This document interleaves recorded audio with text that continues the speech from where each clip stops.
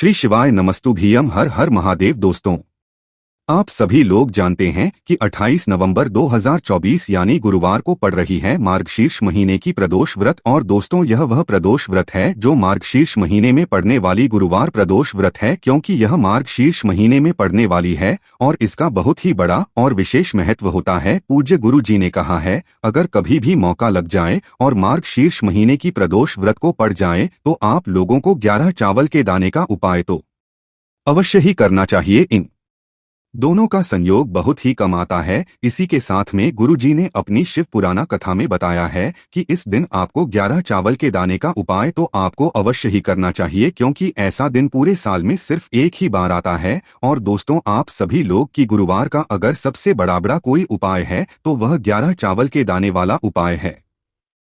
तो दोस्तों, इस गुरुवार प्रदोष व्रत के दिन आप लोगों को इस 11 चावल के दाने वाला उपाय को जरूर करना है। बहुत सारे लोग होंगे जिन लोगों ने इस उपाय को ना किया हो, मतलब पूरा साल निकल गया, उन्होंने किसी भी दिन इस 11 चावल के दाने वाला उपाय को ना किया हो। पर दोस्तों, आपके पास एक आखिरी मौका बचा हुआ है जो कि 28 नवंबर के दिन है। तो इस दिन आप लोग इस वाले उपाय को जरूर कर लेना है, भले ही आपने पूरे महीने भर इस उपाय को ना किया हो। पर अगर आपने इस मार्गशीर्ष महीने के गुरुवार प्रदोष व्रत के दिन अगर इस वाले उपाय को कर लिया तो आपको इस उपाय को करने का वह फल मिलेगा जिसकी आपने कभी कल्पना भी नहीं करी होगी। इसीलिए आप लोग इस वाले उपाय को एक बार जरूर कर लेना है, ताकि आप लोगों के हाथ से यह मौका ना जा सके और आपको इस उपाय को का फल मिल सके। दोस्तों, यह उपाय पंडित जी ने अपनी अभी की ही शिव महापुराण की कथा में बताया है, जिस उपाय को आज हम आपको बहुत अच्छे से समझाने वाले हैं। इस वीडियो को देखने के बाद इस उपाय को समझने के लिए आपको कोई और वीडियो को देखने की जरूरत नहीं पड़ेगी। तो चलिए दोस्तों, उपाय को शुरू करते हैं। देखिए, यह इस मार्गशीर्ष महीने के गुरुवार प्रदोष व्रत के दिन यह इतना खास होता है, इतना महत्वपूर्ण होता है। देखा गया है कभी कभी बड़े बड़े पूजा पाठ अनुष्ठान से जो मनोकामना पूर्ण नहीं होते, वह मार्गशीर्ष महीने के गुरुवार प्रदोष व्रत के दिन एक छोटे से उपाय करने से ही आपकी मनोकामना पूर्ण हो जाती है। और बहुत सारे लोगों ने इस उपाय को किया भी है और उनको इस उपाय को करने का फल भी जरूर मिला है। अगर आप लोग भी इस उपाय को करना चाहते हैं तो आप इस उपाय को पहले अच्छे से समझ लेना, सुन लेना, उसके बाद करना। आपको इस उपाय का फल जरूर मिलेगा और इस उपाय को कर लेने से आपके घर में चाहे किसी भी प्रकार की दुख और समस्या क्यों ना चल रही हो, आपको उसका कारण भी नहीं पता है कि भाई यह समस्या किस कारण से चल रही है। उसका कुछ भी कारण हो सकता है, जैसे से पितृ दोष हो सकता है या किसी भी तरह का मंगल दोष भी हो सकता है। तो इस दिन आप लोगों को यह वाला उपाय कर लेना है। यह एक ऐसा उपाय है जिस उपाय को अगर किसी विशेष दिन पर किया है तो भाई उस विशेष दिन का जो है वह तो हमें मिलता ही मिलता है, पर हमने उस दिन पर इस उपाय को किया है तो हमें उससे भी बड़ा फल मिलता है और फल बहुत जल्दी मिलता है, क्योंकि आप इस उपाय को बहुत ही बड़े और विशेष दिन पर कर रहे हो। तो चलिए अब उपाय के बारे में बात करते हैं, लेकिन उससे पहले आप लोगों को यह जानना आवश्यक है कि आखिर यह उपाय किस समय करना है, किसको करना है और करना है। तो चलिए हम आगे आपको वीडियो में एक एक करके बता देते हैं। लेकिन उससे पहले अगर आप लोग हमारे चैनल पर पहली बार आए हैं या फिर मेरी आवाज आज पहली बार सुन रहे हैं तो हमारे चैनल को सब्सक्राइब जरूर कर लेना और इस वीडियो को लाइक करके कमेंट बॉक्स में श्री शिवाय नमस्तुभ्यम ओम नमः शिवाय जरूर टाइप कर देना। तो दोस्तों, इस 11 चावल के दाने वाला उपाय को हमें इस गुरुवार प्रदोष व्रत के दिन कैसे करना है, किसको करना है, किस समय करना है और कहां पर करना है, ये सारे सवालों के जवाब आपको इस वीडियो में मिल जाएं। और जो यह वीडियो देखेगा भाई, उसको 11 चावल के दाने वाला उपाय जरूर करना चाहिए, क्योंकि इस दिन 11 चावल के दाने का भी बहुत ही बड़ा और विशेष महत्व होता है। और जब बात आ जाए हल्दी की तो ये सोने पर सुहागा वाली बात हो जाती है और यह एक बहुत ही बड़ा उपाय हो जाता है इस गुरुवार प्रदोष व्रत का। तो अब दोस्तों, इस 11 चावल के दाने वाला उपाय को आखिर करना किसको है, सबसे पहले हम लोग वह बात जान लेते हैं। तो देखो, घर की जो बड़ी माताएं बहनें होती हैं, उन माताओं बहनों में से कोई भी एक बड़ी माता बहन इस वाले उपाय को कर सकती है। और दोस्तों, अगर आप चाहे तो अपने घर में से सभी सदस्यों को भी इस उपाय को करवा सकते हैं। अगर किसी व्यक्ति की खुद की कोई मनोकामना है, खुद की कोई दुख और परेशानी है जो कि वह अपने लिए ही करना चाहता है, इस वाले उपाय को तो वह खुद अपने लिए भी कर सकता है। बाकी अगर कोई घर में से ऐसा है जो पने पूरे घर परिवार की सुख और शांति के लिए यह वाला उपाय करना चाहता है, तो भाई वह भी कर सकता है, उसमें भी कोई दिक्कत वाली बात नहीं है। कहने का मतलब यह है कि इस उपाय को हर एक सदस्य भी कर सकता है और पूरे घर परिवार के सदस्य के लिए घर की बड़ी माताओं बहनों में से कोई एक माता बहन भी कर सकती है। माताएं बहनें अगर घर में उपस्थित ना हो या वह यह वाला उपाय ना कर पा रही हो तो फिर घर का कोई बड़ा सदस्य भी इस 11 चावल के वाला उपाय को कर सकता है, चाहे फिर वह पुरुष ही क्यों ना हो, उसमें कोई भी दिक्कत वाली बात नहीं है। अब दोस्तों जो अगला प्रश्न निकल कर आता है वह यह आता है इस उपाय को लेकर कि आखिर इस उपाय को हमें किस समय करना है, सुबह के समय करना है कि शाम के समय करना है। तो देखो, इस वाले उपाय को आप लोग सुबह के समय भी कर सकते हो और शाम के समय प्रदोष काल में भी कर सकते हो। अब अगर आप पूछो कि भाई सबसे समय कौन सा रहेगा इस 11 चावल के दाने वाला उपाय को करने का, तो हम आपसे बस यही कहेंगे कि इस उपाय को आप सुबह के समय करेंगे तो ज्यादा बेहतर होगा। बाकी अगर प्रदोष काल शाम के समय भी करेंगे तो भी अच्छा होगा, उसमें कोई भी दिक्कत वाली बात नहीं है।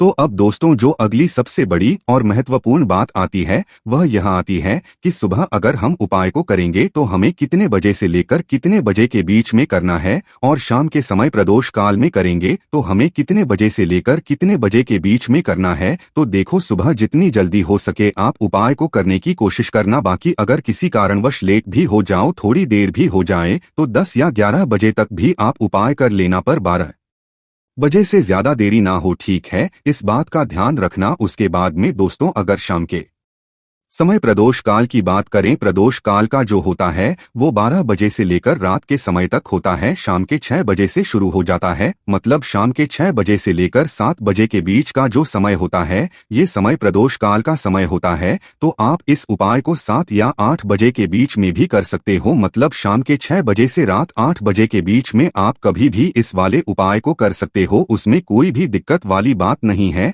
तो मार्गशीर्ष का महीना ही है जो आपको धन पुण्य दोनों ही देने वाला है। मार्गशीर्ष के महीने में तुलसी का पूजन करके, श्री हरि विष्णु से जुड़े हुए कुछ उपाय करके आप अपने जीवन की निर्धनता, धन से जुड़ी समस्याएं, कर्जे से जुड़ी समस्याओं को हमेशा के लिए दूर कर सकते हैं। तो यह वही महीना है जिस माह में भगवान विष्णु योग निद्रा से जागते हैं। भगवान विष्णु को तुलसी अति प्रिय है, इसलिए उनकी पूजा में भी विशेष रूप से हम तुलसी का उपयोग करते हैं। और बिना तुलसी दल के, बिना तुलसी मैया के श्री हरि विष्णु की पूजा और उनका भोग दोनों ही अधूरे होते हैं। इसीलिए मार्गशीर्ष के महीने में ऐसा उपाय आपको बताने वाले हैं जिसे करने से श्री हरि विष्णु की असीम कृपा आपको मिलेगी और माँ तुलसी से ऐसा आशीर्वाद मिलेगा, जीवन का हर दुख, हर कष्ट, गरीबी, निर्धनता, कर्जे से जुड़ी समस्याएं, सब कुछ ही आपके जीवन से दूर हो जाएगा और सुख, समृद्धि, धन, वैभव, ऐश्वर्य सब कुछ आपको अपने जीवन में आसानी से मिलने लगेगा। चलिए बात कर लेते हैं कि कौन सा उपाय है, तुलसी के पौधे में कौन सी चीज आपको रखनी है और इस उपाय को किस समय करना है। देखिए, सबसे पहले तो आपको बता दें कि अगर आपके घर में तुलसी का पौधा नहीं है तो मार्गशीर्ष के महीने में एक तुलसी का पौधा अपने घर में लाकर जरूर लगाएं, क्योंकि मार्गशीर्ष के महीने में जो लोग अपने घर में तुलसी जी का पौधा लाकर लगाते हैं, माँ तुलसी का पूजन करते हैं, कभी भी माँ उनके घर में निर्धनता नहीं रुकने देती है। हमेशा उनके घर में धन की वृद्धि होती है, धन की वर्षा होती है। तो जरूर से तुलसी का पौधा आप मार्गशीर्ष के महीने में अपने घर जरूर लेकर आए और अच्छे से आपको माँ तुलसी का पूजन करना है, माँ तुलसी के पौधे की देखभाल करनी है। और वह कौन सी चीज है जो आपको तुलसी के पौधे में मार्गशीर्ष के महीने 28 नवंबर गुरुवार प्रदोष व्रत में रखना है, और कैसे यह चीज रखते ही रातों रात आपके जीवन में चमत्कार होगा और आपके भाग्य का भी आपको साथ मिलेगा। अब दोस्तों यहाँ पर इस उपाय को लेकर एक और सबसे बड़ी बात यह निकल कर आती है कि इस 11 चावल के दानों को हमें लेना कहाँ से होता है और हमें इस उपाय को करने के साथ में क्या और कुछ भी सामग्री ऐसी होती है जो शिव जी के मंदिर लेकर जाने पर डिडी रहती है। तो देखो यहाँ पर हम आपको बता दे से पहले आप लोग यह जान लो कि यह जो 11 चावल के दाने वाला उपाय है, सिर्फ और सिर्फ आप उपाय की सामग्री लेकर कभी भी शिव जी के मंदिर मत जाना, क्योंकि हमें भगवान के सामने यह नहीं दर्शाता है कि अगर हम भगवान शिव जी के मंदिर आए हैं तो अपने फायदे के लिए आए हैं। तो इसीलिए जो भी पूजन सामग्री है, उपाय सामग्री है, 11 चावल के दाने, इसके साथ में आपको पूजन सामग्री भी जरूर लेकर जाना है। अगर सुबह के समय उपाय कर रहे हो तो सीधी सी बात है, 1 लोटा जल तो आप लेकर जाओगे ही जाओगे। वही 1 लोटा जल अगर मिट्टी का जल हो तो बहुत अच्छा रहेगा। मिट्टी का जल कैसे बनाया जाता है, इसके लिए हमने पहले से बहुत सारी वीडियोस बना दी है आपके पास। इस दिन एक आखिरी मौका रहेगा मिट्टी का जल शिवजी पर चढ़ाने का और उपाय को करने का बहुत बड़ा। आपको इस दिन फल मिलेगा, तो इसलिए इस दिन हो सके तो भाई मिट्टी का जल चढ़ाना तो अपने साथ में कम से कम 1 लोटा जल तो आपको लेकर जाना ही जाना है। अगर मिट्टी का जल है तो घर का जल भी आप इस्तेमाल कर सकते हो। इसके अलावा जो भी पूजन सामग्री है, देखो 11 चावल के दाने यह अलग आपके रहेंगे और जो आपकी पूजन सामग्री रहेगी वह अलग रहेगी।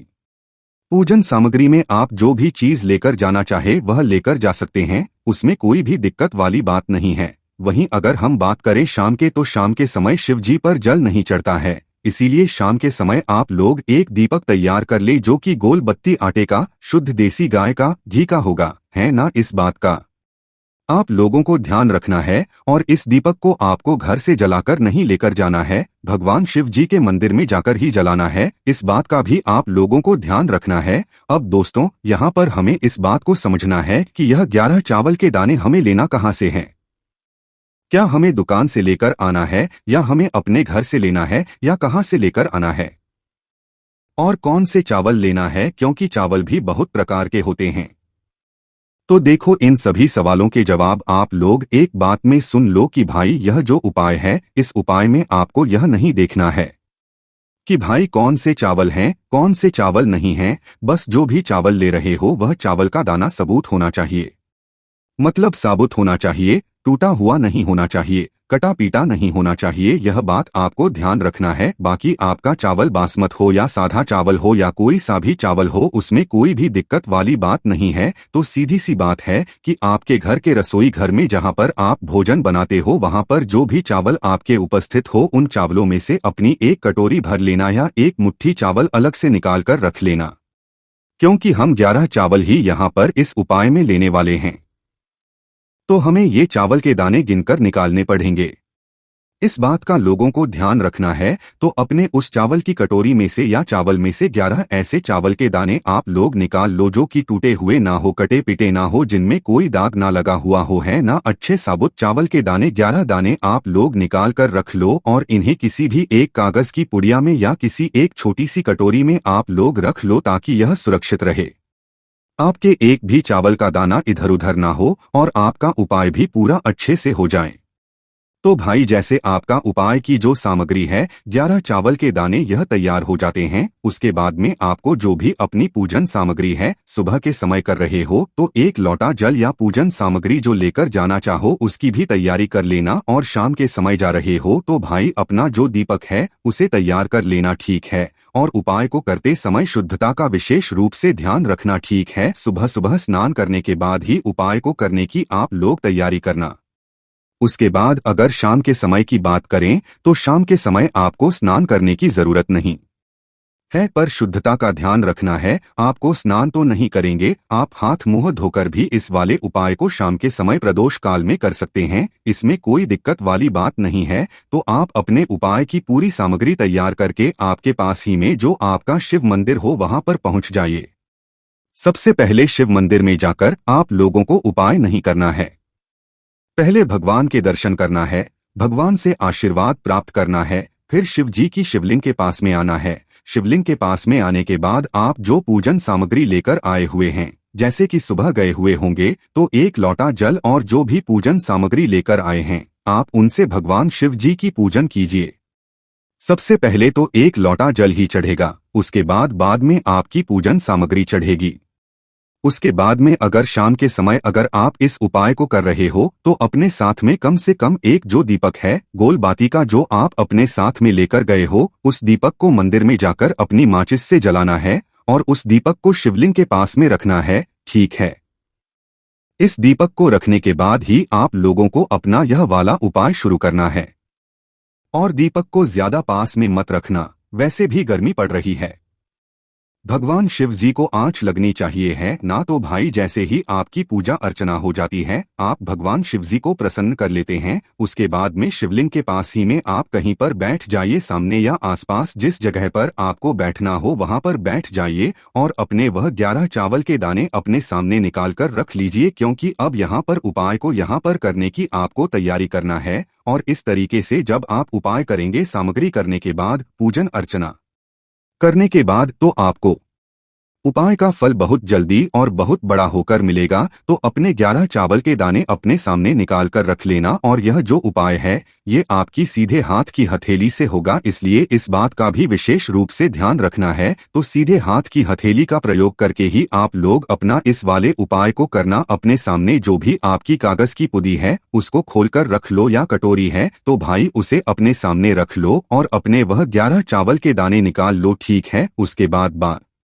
में दोस्तों अब आपको क्या करना है कि शिवलिंग आपके सामने होगी तो आपने वह 11 चावल के दाने एक एक करके आपको शिवजी के शिवलिंग के ऊपर चढ़ाना है। कहाँ पर चढ़ाना है? शिवलिंग के ऊपर चढ़ाना है और कहीं पर भी नहीं चढ़ाना है। आपको अपने हथेली से तो शिवलिंग के ऊपर चढ़ना है, भले ही फिर वह अपने आप जलाधारी पर गिर जाए, मतलब वहीं पर गिर जाए, उसमें कोई दिक्कत वाली बात नहीं है, पर आप चढ़ाओ शिवलिंग के ऊपर ही। तो आपको क्या करना है? अपना पहला चावल का दाना उठाना है, श्री शिवाय नमस्तुभ्यम, और शिवलिंग पर चढ़ देना है।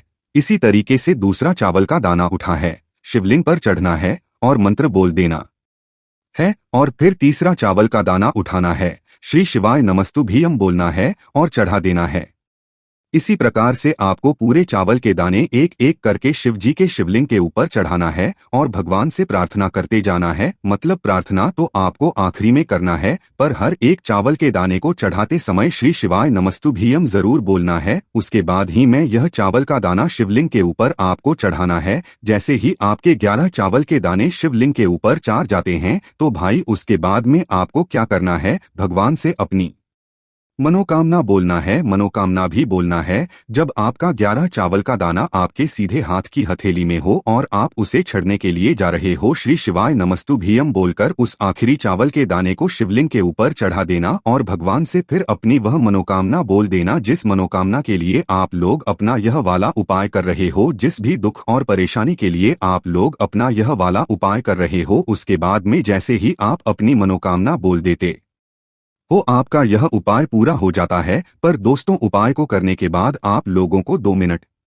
भगवान शिव जी के मंत्र का जाप जरूर करना है, और मंत्र का जाप 2 मिनट करने के बाद भगवान से एक और बार प्रार्थना करना है अपनी मनोकामना के लिए या अपनी जो भी दुख और परेशानी है उसके लिए। इसके बाद में आप लोग भगवान को देखकर भगवान से प्रार्थना करके उनसे आशीर्वाद लेकर वहां से उठ सकते हैं और अपने घर जा सकते हैं। बस दोस्तों यहाँ पर यह वाला उपाय पूरा हो जाता है। इस तरीके से जो भी व्यक्ति छोटी छोटी चीजों का ध्यान रखते हुए इस 11 चावल के दाने वाले उपाय को करेगा, निश्चित सी बात है उसे उसकी मनोकामना जल्द ही पूर्ण होगी और जो भी दुख और परेशानी है वह भी बहुत ही जल्दी दूर होंगे। और दोस्तों आप सभी लोग जानते हैं कि 28 नवंबर 2024 यानी गुरुवार को पड़ रही है मार्गशीर्ष महीने की प्रदोष व्रत। और दोस्तों यह वह प्रदोष व्रत है जो मार्गशीर्ष महीने में पड़ने वाली सबसे बड़ी तिथि है, क्योंकि यह गुरुवार के दिन पड़ रही है और इसका बहुत ही बड़ा और विशेष महत्व होता है। पूज्य गुरु जी ने कहा है कि अगर कभी भी मौका लग जाए और मार्गशीर्ष महीने की गुरुवार प्रदोष व्रत को पड़ जाए तो आप लोगों को साथ चने की दाल वाला तो अवश्य ही करना चाहिए। इन दोनों का संयोग बहुत कम आता है और इसी के साथ में गुरुजी ने अपनी शिवपुराण कथा में बताया है कि इस दिन आपको 7 चने की दाल वाला उपाय तो आपको अवश्य ही करना चाहिए, क्योंकि ऐसा दिन पूरे साल में सिर्फ एक ही बार आता है। और दोस्तों आप सभी लोग जानते हो कि गुरुवार प्रदोष व्रत का अगर सबसे बड़ा कोई उपाय है तो 7 चने की दाल वाला उपाय है। तो दोस्तों, इस गुरुवार व्रत के दिन आप लोगों को इस 7 चने की दाल वाला उपाय को जरूर करना है। बहुत सारे लोग होंगे जिन लोगों ने इस उपाय को ना किया हो, मतलब पूरा साल निकल गया, उन्होंने किसी भी दिन इस 7 चने की दाल वाला उपाय को ना किया हो। पर दोस्तों, आपके पास एक आखिरी मौका बचा हुआ है जो कि 28 नवंबर के दिन है। तो इस दिन आप लोगों को इस वाले उपाय को जरूर कर लेना है। भले ही आपने पूरे महीने भर इस उपाय को ना किया हो, पर अगर आप इस मार्गशीर्ष महीने के गुरुवार प्रदोष व्रत के दिन अगर इस वाले उपाय को कर लिया तो आपको इस उपाय को करने का वह फल मिलेगा जिसकी आपने कभी कल्पना भी नहीं करी होगी। इसीलिए आप लोग इस वाले उपाय को एक बार जरूर कर लेना है ताकि आप लोगों के हाथ से यह मौका ना जा सके और आपको इस उपाय को करने का फल मिल सके। दोस्तों, यह उपाय पंडित जी ने अपनी अभी की ही श्री शिव महापुराण की कथा में बताया है, जिसको आज हम आपको बहुत अच्छे से समझाने वाले हैं। इस वीडियो को देखने के बाद इस उपाय को समझने के लिए आपको कोई और वीडियो को देखने की जरूरत नहीं पड़ेगी। तो चलिए दोस्तों, उपाय को शुरू करते हैं। देखिए, ये इस मार्गशीर्ष महीने के गुरुवार प्रदोष व्रत के दिन या इतना खास होता है, इतना महत्वपूर्ण होता है। देखा गया है कभी कभी बड़े बड़े पूजा पाठ अनुष्ठान से जो मनोकामना पूर्ण नहीं होते, वह मार्गशीर्ष महीने के गुरुवार प्रदोष व्रत के दिन एक छोटे से उपाय करने से ही आपकी मनोकामना पूर्ण हो जाती। और बहुत सारे लोगों ने इस उपाय को किया भी है और उनको इस उपाय को करने का फल भी जरूर मिला है। अगर आप लोग भी इस उपाय को करना चाहते हैं तो आप इस उपाय को पहले अच्छे से समझ लेना, सुन लेना, उसके बाद करना। आपको इस उपाय का फल जरूर मिलेगा और इस उपाय को कर लेने से आपके घर में चाहे किसी भी प्रकार की दुख और समस्या क्यों ना चल रही हो, आपको उसका कारण भी नहीं पता है कि भाई ये समस्या किस कारण रही है। उसका कुछ भी कारण हो सकता है, जैसे पितृ दोष हो सकता है या किसी भी तरह का मंगल दोष भी हो सकता है। तो इस दिन आप लोगों को यह वाला उपाय कर लेना है। यह एक ऐसा उपाय है जिस उपाय को अगर किसी विशेष दिन पर किया जाए तो भाई उस विशेष दिन का जो है वह तो हमें मिलता ही मिलता है, पर हमने उस दिन पर इस उपाय को किया है तो हमें उससे भी बड़ा फल मिलता है और फल बहुत जल्दी मिलता है, क्योंकि इस उपाय को बहुत ही बड़े और विशेष दिन पर कर रहे हो। तो चलिए अब उपाय के बारे में बात करते हैं, लेकिन उससे पहले आप लोगों को यह जानना आवश्यक है कि आखिर यह उपाय किस समय करना है, किसको करना है और कैसे करना है। तो चलिए हम आगे आपको वीडियो में एक एक करके बता देते हैं। लेकिन उससे पहले अगर आप लोग हमारे चैनल पर पहली बार आए हैं या फिर मेरी आवाज आज पहली बार सुन रहे हैं तो हमारे चैनल को सब्सक्राइब कर लेना और इस वीडियो को लाइक करके कमेंट बॉक्स में श्री शिवाय नमस्तु भयम ओम नमः शिवाय जरूर टाइप कर देना। तो दोस्तों, इस 7 चने की दाल वाला उपाय को हमें इस गुरुवार प्रदोष व्रत के दिन कैसे करना है, किसको करना है, किस समय करना है और कहां पर करना है, ये सारे सवालों के जवाब आपको इस वीडियो में मिल जाएंगे। और जो यह वीडियो देखिएगा भाई, उसको 7 चने की दाल वाला उपाय जरूर करना चाहिए। क्यों? इस दिन एक चने की दाल का भी बहुत ही बड़ा और विशेष महत्व होता है। और जब बात आ जाए 7 चने की दाल वाला उपाय की तो ये सोने पर सुहागा वाली बात हो जाती है और यह एक बहुत ही बड़ा उपाय हो जाता है इस गुरुवार प्रदोष व्रत का। तो अब दोस्तों, इस 7 चने की दाल वाला उपाय को आखिर करना किसको है, सबसे पहले हम लोग वह बात जान लेते हैं। तो देखो, घर की जो बड़ी माताएं बहनें होती हैं, उन माताओं बहनों में से कोई भी के बड़ी माता बहन इस वाले उपाय को कर सकती है। और दोस्तों, अगर आप चाहे तो अपने घर में से सभी सदस्यों को भी इस उपाय को करवा सकते हैं। अगर किसी व्यक्ति की खुद की कोई मनोकामना है, खुद की कोई दुख और परेशानी है जो कि वह अपने लिए ही करना चाहता है इस वाले उपाय को, तो वह खुद अपने लिए भी कर सकता है। बाकी अगर कोई घर में से ऐसा है जो कि अपने पूरे घर परिवार की सुख और शांति के लिए यह वाला उपाय करना चाहता है तो भाई वह भी कर सकता है, उसमें भी कोई दिक्कत वाली नहीं है। कहने का मतलब यह है कि इस उपाय को हर एक सदस्य भी कर सकता है और पूरे घर परिवार के सदस्य के लिए घर की बड़ी माताओं बहनों में से कोई एक माता बहन भी कर सकती है। माताएं बहनें अगर घर में उपस्थित ना हो या वह यह वाला उपाय ना कर पा रही हो तो फिर घर का कोई बड़ा सदस्य भी इस 7 चने की दाल वाला उपाय को कर सकता है, चाहे फिर वह पुरुष ही क्यों ना हो, उसमें कोई भी दिक्कत वाली बात नहीं है।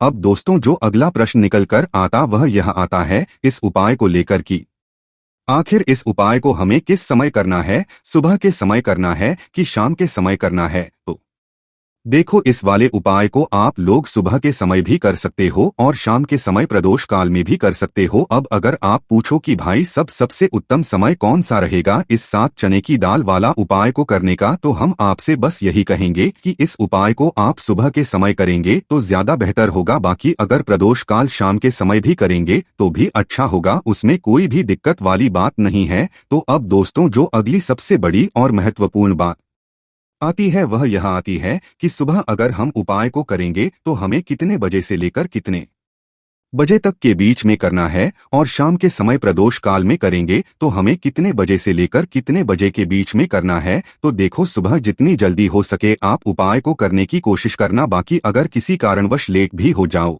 थोड़ी देर भी हो जाए, तो 10 या 11 बजे तक भी आप उपाय कर लेना, पर 12 बजे से ज्यादा देरी ना हो, ठीक है? इस बात का ध्यान रखना।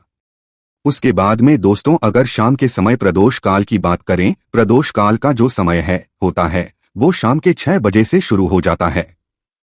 मतलब शाम के 6 बजे से लेकर 7 बजे के बीच का जो समय होता है, ये समय प्रदोष काल का समय होता है। तो आप इस उपाय को 7 या 8 बजे के बीच भी कर सकते हो। मतलब शाम के 6 बजे से रात 8 बजे के बीच में आप कभी भी इस वाले उपाय को कर सकते हो, उसमें कोई भी दिक्कत वाली बात नहीं है। तो चलिए दोस्तों, जान लेते हैं गुरुजी द्वारा बताए गए सबसे पहले और सबसे खास उपाय के बारे में। देखिए, इस उपाय को करने के लिए आपको मात्र 1 लोटे शुद्ध जल की जरूरत पड़ेगी। लोटा आपको तांबे का लेना है और इसमें जो जल है वह आपको अपने घर से ही लेना होगा। फिर इसी के साथ में आपको से 2 गुड़ के टुकड़े भी लेने होंगे। फिर सबसे अंत में आपको 5 या फिर 7 या फिर 11 या फिर 21 चने की दाल ले लेनी है, यानी कि जितने भी आप चने की दाल ले सकते हैं उतने आपको चने की दाल लेनी है। देखिए, गुरुवार के दिन प्रदोष व्रत पड़ रहा है। देखिए, गुरुवार का दिन भगवान नारायण को समर्पित होता है और गुरुवार के दिन पीले रंग की चीजों से किया गया कोई भी उपाय हमारे महादेव को अत्यधिक प्रसन्न करता है, इसीलिए आपको यह चने की दाल ले लेनी है। अब देखिए, मात्र तीनों ही सामग्रियां करके आपको पहुंच जाना है भगवान शिव के मंदिर में। देखिए, इस उपाय को यदि आप इस गुरुवार प्रदोष व्रत में शाम को प्रदोष काल के समय में करेंगे तो यह आपके लिए सर्वोत्तम होगा। लेकिन बहुत से ऐसे लोग होते हैं जो प्रदोष काल के समय में इस उपाय को नहीं कर सकते हैं, तो फिर आप पूरे ही दिन में किसी भी समय में इस उपाय को कर सकते हैं। देखिए, सबसे पहले तो आप जो गुड़ के टुकड़े लेकर के आए थे उन्हें आपको जल के पात्र के अंदर डाल हैं। देखिए, जो आप गुड़ के टुकड़े उस पात्र के अंदर डालेंगे वह आपको शिवलिंग के सामने ही डालने होंगे। फिर देखिए, आप जितनी भी चने की दाल लेकर के आए हैं उस चने की दाल पर आपको थोड़ा सा गुड़ वाला जल डाल देना है, जिससे कि यह जो चने की दाल है थोड़ी सी गीली हो जाए। अब आपको जो चने की दाल है इसे अपनी हथेली में रखनी है और आपको महादेव से प्रार्थना करनी है। आपको बृहस्पति स्वर महादेव से प्रार्थना करनी है कि मेरे में धन प्राप्ति को लेकर बहुत ही अधिक समस्याएं चल रही है, व्यापार जो है वह अच्छे से नहीं चल पा रहा है, नौकरी में कोई ना कोई बाधा उत्पन्न हो जाती है। जिस भी प्रकार की आपकी मनोकामना है उस मनोकामना का आपको मन में स्मरण कर लेना है और आपको बृहस्पति स्वर महादेव से उस कामना को परिपूर्ण करने की प्रार्थना करनी है। और फिर यह जो चने की दाल है इसे आपको शिवलिंग पर अर्पित करनी है। भी चने की दाल आप लेकर के आए हैं उन्हें आपको एक साथ शिवलिंग पर अर्पित करनी है। अब देखिए, आपने जो गुड़ वाला जल तैयार किया था उसमें से थोड़ा सा जल सबसे पहले आपको श्री गणेश जी वाले स्थान पर अर्पित करना है, फिर आपको श्री कार्तिकेय जी वाले स्थान पर अर्पित करना है, फिर आपको माता अशोक सुंदरी वाले स्थान पर अर्पित करना है, फिर आपको मां पार्वती के हस्तकमल यानी कि कटी वाले भाग पर थोड़ा थोड़ा जल अर्पित करना है। अब उस पात्र के अंदर जितना भी जल शेष बचेगा उससे आपको पूरा ही जल भगवान शिव के शिवलिंग पर अर्पित कर देना होगा। श्री शिवाय नमस्तुभ्यम और बृहस्पतिश्वर महादेव का मन में स्मरण करते हुए गुरु जी ने बताया है, जल आपको बिल्कुल धीरे धीरे समर्पित करना है और जल को अर्पित करते समय ध्यान रखें कि इस जल की सीट आपके पैरों में नहीं लगना चाहिए। फिर आपको शिवलिंग के सामने बैठकर बृहस्पति श्वर महादेव से प्रार्थना करके अपने घर आ जाना है।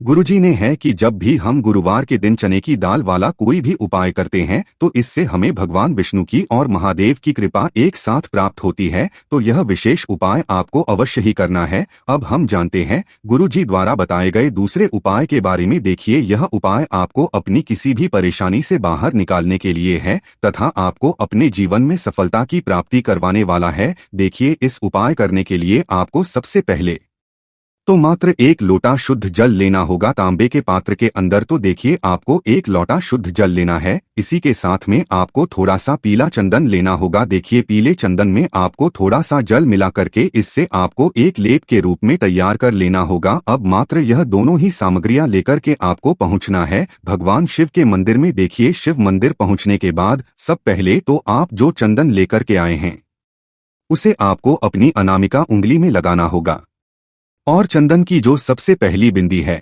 उसे आपको शिवलिंग पर जहां गणेश जी का स्थान होता है वहां पर आपको पहली बिंदी लगानी है। फिर आपको अपनी अनामिका उंगली में थोड़ा सा चंदन लेना है और दूसरी बिंदी आपको श्री कार्तिकेय जी वाले स्थान पर लगा देनी है। अब देखिए, तीसरी जो बिंदी है इसे आपको माता अशोक सुंदरी वाले स्थान पर लगानी है। फिर चौथे स्थान आपको शिवलिंग पर जलाधारी के सबसे आगे वाले भाग पर चंदन की चौथी बिंदी लगानी है और आपको श्री शिवाय नमस्तुभ्यम इस मंत्र का जाप करना है। फिर पांचवें नंबर पर आपको माता पार्वती के हस्तकमल यानी कि कटी वाले भाग पर एक लगानी है और आपको इस मंत्र का जाप करना है। फिर छठे नंबर पर शिवलिंग पर जो पीछे वाला भाग होता है वहां पर आपको छठी बिंदी लगानी है और प्रत्येक बार की बिंदी को लगाते समय आपको अपनी अनामिक उंगली को चंदन के अंदर डूबना है। उसके बाद एक बिंदी लगानी है और ध्यान रखें, प्रत्येक बिंदी को लगाते समय आपको इस मंत्र का जाप अवश्य ही करना है। इसके बाद आपको सबसे अंतिम और सातवीं जो बिंदी है इसे शिवलिंग पर लगा देनी है और आपको इस मंत्र का जाप कर लेना है। अब देखिए, अंत में जो आप एक लोटा शुद्ध जल लेकर के आए थे उसे को धीरे धीरे शिवलिंग पर अर्पित कर देना होगा। श्री शिवाय नमस्तुभ्यम इस मंत्र का जाप करते हुए इसके बाद आपको अपनी सफलता के लिए, अपनी मनोकामना की पूर्ति के लिए महादेव से प्रार्थना कर लेनी है और फिर वापस आपको अपने घर आ जाना है।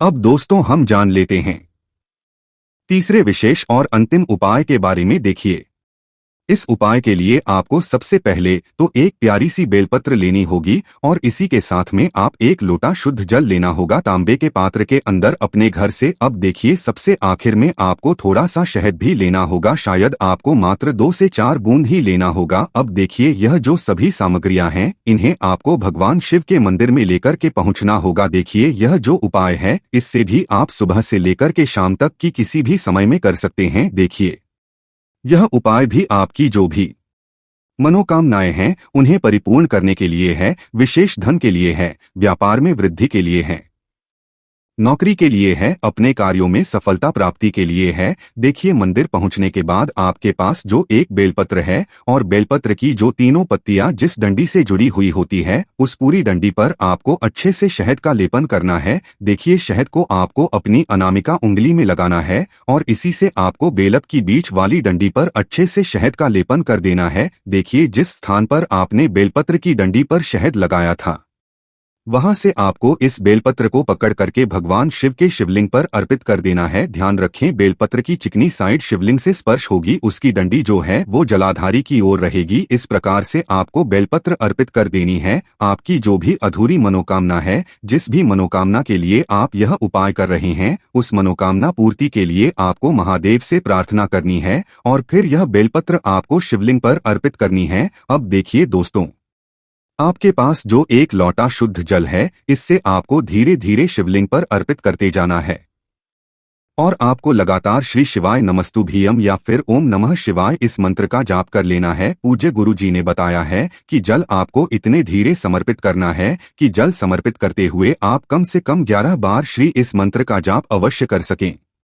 फिर जो जलाधारी से बहकर के आएगा इसमें से थोड़ा सा जल आपको अपने सीधे हाथ में ले लेना है और इस जल का आपको वहीं पर आचमन कर लेना है। गुरुजी ने बताया है, जो भी व्यक्ति इस प्रकार से उपाय कर लेता है तो उसका जो सोया हुआ भाग्य है वह चमक उठता है और जीवन का जो भी दुर्भाग्य है वह भी समाप्त हो जाता है। तो दोस्तों,